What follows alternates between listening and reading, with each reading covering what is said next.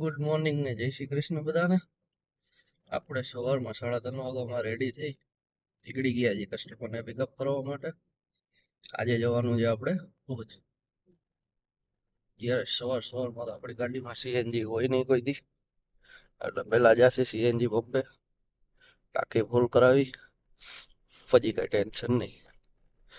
કચ્છ બાજુ તો સીએનજીનો બહુ પ્રોબ્લેમ રહે છે, એના હિસાબે થોડુંક જોતું જવું પડશે આજે. ચાલો મળીએ આજે ભુજમાં. તો આપણે પહોંચી ગયા ડાયરેક્ટ સમર્પણ પાસે સીએનજી પુરાવા ગાડીમાં.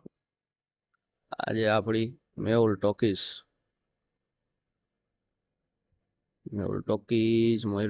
ભાઈ, અને સામે ઓલી દેખાય વિશાલ ઇન્ટરનેશનલ હોટલ. તો મિત્રો આપણે પહોંચી ગયા છીએ કસ્ટમરને પિકઅપ કરવા માટે બેડી. પણ હવે ટેક્સી લાઈનનો ધંધો જેવો છે, કોઈને ડ્રાઈવર ઉપર વિશ્વાસ જ ન આવે. પહેલી વાર તો એ કસ્ટમરને એમ કે ડ્રાઈવર બધા લેટ જ કરતા હશે પિકઅપ કરવામાં. તો એ ભાઈએ 4 વાગ્યાનો એક્ઝેક્ટ ટાઈમ આપ્યો કે 4 વાગે પહોંચી જ જજો, આપણે ફૂલ ઇમરજન્સી છે નીકળવાનું છે.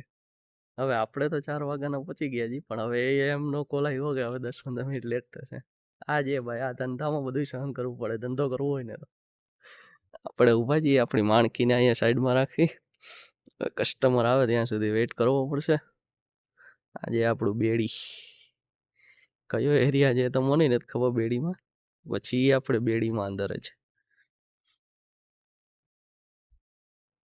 મીંદડીભાઈ આપણી ગાડી સુધી તો પહોંચી ગયા હતા, પછી સામે જોયું તો ટોમ એન્ડ જેરીનો ખેલ ચાલુ થાય એની પહેલા જ પૂરો થઈ ગયો. મીંદડીભાઈ તો પાછા વળી ગયા એની જગ્યાએ. મોટા ભાઈ પહોંચી ગયા છે આપણી ગાડીનું ચેકિંગ કરવા માટે. કંઈ વાંધો નથી ને? ડ્રગ્સ બ્રગ્સ સપ્લાય નથી કરતા ને? કાંઈ હોય તો કહેજો સાહેબ, તમને તમારા મૂંઝાતા નહીં, આપણે દંડ ભરવા માટે તૈયાર છીએ. જો મીંદડીભાઈ તો બચી ગયા, પણ અહીંયા વિશ્વ યુદ્ધ ચાલુ થવાની તૈયારી હાલે છે. કસ્ટમરને પિકઅપ કરી આપણે નીકળી ગયા હતા મુન્દ્રા જવા માટે, કારણ કે કસ્ટમરે આવીને કીધું કે આપણે તો મુન્દ્રા જવાનું છે. ભુજનું તો ખાલી નામ હતું ભાઈ. ત્યાં તો પહોંચી ગયા ટ્રાફિકમાં સલવાણા છીએ અત્યારે જવાના કતેવા. ત્યાંથી આપણી સવાર પડી ડાયરેક્ટ ગાંધીધામમાં. તો ગાંધીધામમાં પણ આપણું ચેકિંગ તો ચાલુ જ હતું ગાડીનું આજે, કારણ કે 31 ડિસેમ્બર હતી ને, એના હિસાબે થોડુંક ચેકિંગ તો રહેવું જ જોઈએ. આમ જઈને આપણે અંજાર કોઈટાથી કેટલા કિલોમીટર હાલશે? ઓમ તો 240 હાલી જાય. 240 હાલી જાય. હવે તો હમણાં ભરાવી જાય, 108 ટ્રાફિક નહીં હોય. તો અત્યારે આપણે પહોંચી ગયા છીએ અદાણી પોર્ટ મુન્દ્રામાં.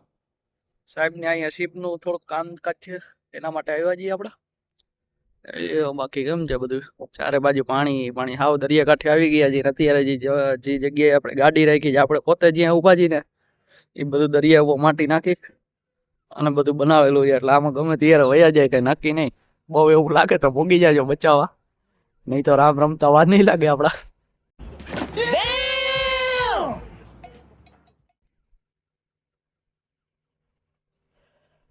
કે આ શીપમાં ગયા છે સાહેબ, એમને અહીંયા થોડું કામ છે એટલે અહીંયા આવ્યા છે.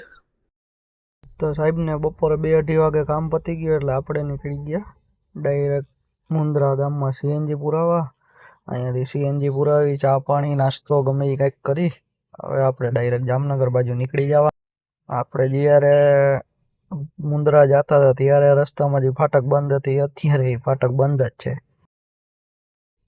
આજે આપણે પહોંચી ગયા સુરજબારી પુલ. ખાલી અહીંનો વ્યૂ જોવો તમે, એવી મજા આવશે.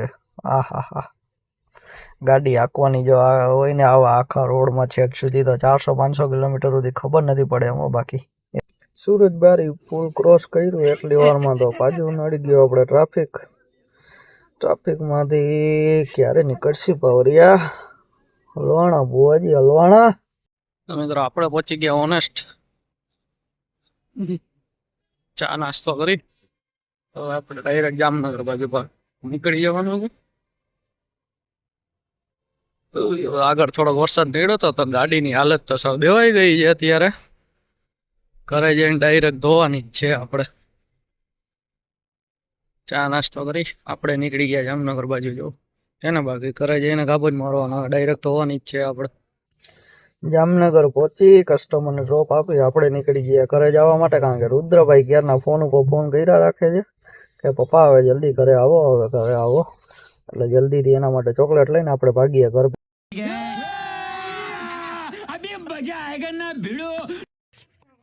ગુડ નાઇટ, કાલે મળ્યા. ટાટા ટાટા કરી દે, ટાટા કરી દે. આવજો. Bye bye. See you. એ નીચે રાખ. Like and subscribe. And comment.